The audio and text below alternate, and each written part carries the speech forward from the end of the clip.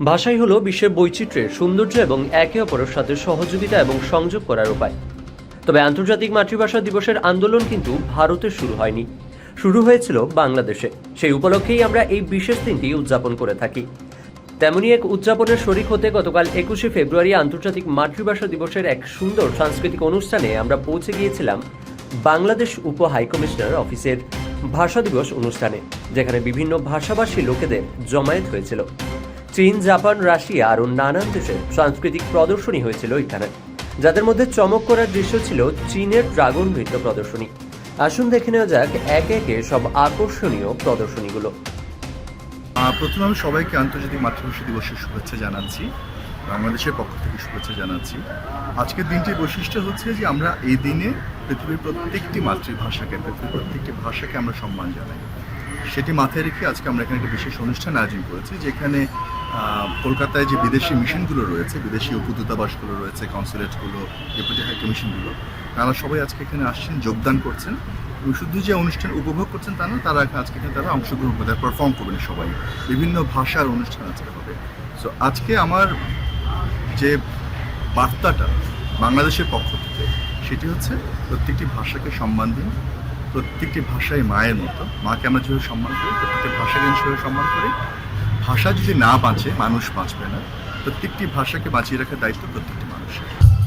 21শে ফেব্রুয়ারিকে শহীদ দিবসের মর্যাদা দান আওয়ামী লীগের তৎকালীন সাধারণ সম্পাদক শেখ মুজিবুর রহমান সক্রিয় ভূমিকা পালন করেন।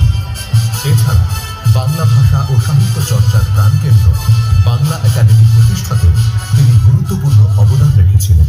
21 এসেছে আর 21ই আসবে ফিরে।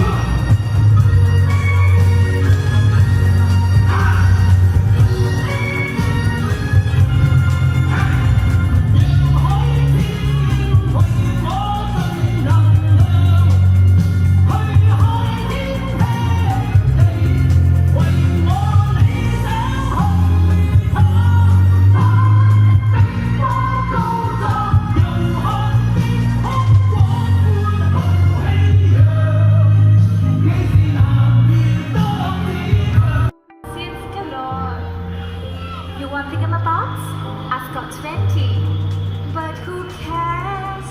No big deal. I want more.